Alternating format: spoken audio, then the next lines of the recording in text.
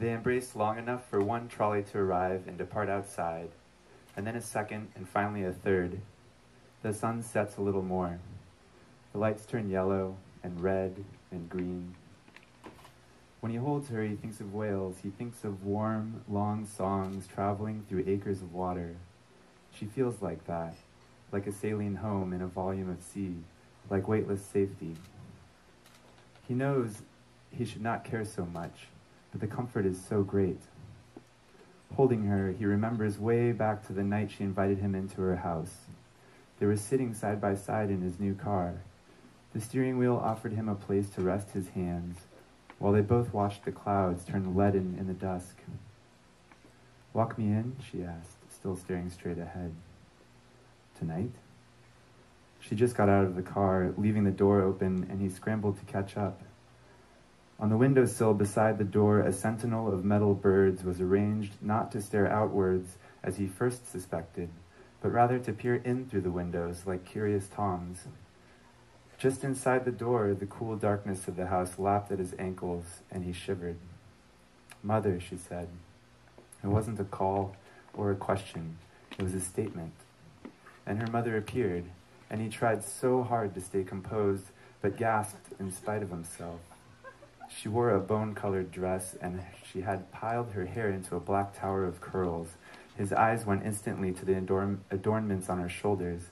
They looked like streamers or crepe paper ribbons, but they were snakeskins, draped like sashes over her clavicles and around her neck. "Mother, this is the boy I told you about. He loves me." The chill of the house surged around his legs, and he thought of his car parked in the gravel drive. He thought of the steering wheel, the firm, controllable connection it provided to the concrete, reliable earth, and he turned and walked away with as much dignity as he could manage. Years passed, college years and years after. It was a random chance that they met again here in this city at this cafe. She's visiting a friend in the neighborhood. She lives far away now, and he usually does not eat out for lunch. But when they saw each other, they recognized all that has not happened. They recognized the choices they made before they knew they could choose. Now they hold each other tight, not yet ready to acknowledge the difficult work of undoing that lies ahead. And outside, the sun keeps setting and sets a little more.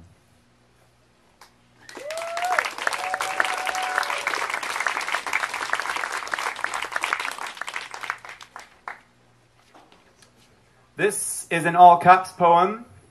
Therefore, it is loud, demanding your attention.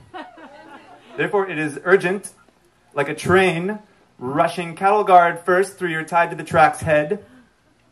Just to be perfectly clear, this is not a slam poem ear-fisting you on a corner. This is not a beat poem spilling wine on your frayed lapel. This is not an Emily D. poem gliding ice skates up your veins. This is not an E.E. Cummings poem, obviously, since he divorced his caps lock key. This is an all-caps poem. It is here like billboards. It is everywhere like radio. It is about you and within you. It is your old-fashioned alarm clock before the birth of snooze. Tomorrow, since this is all caps, it will still be ringing. The next day, since it is all caps, it will still be ringing. And forever, since it is all caps, it will peal like bagpipes through the fog ahead of an army of yes and a navy of now and an air force of carpet-bombing bombers, leveling all the obstacles of imprudence that stand in its way.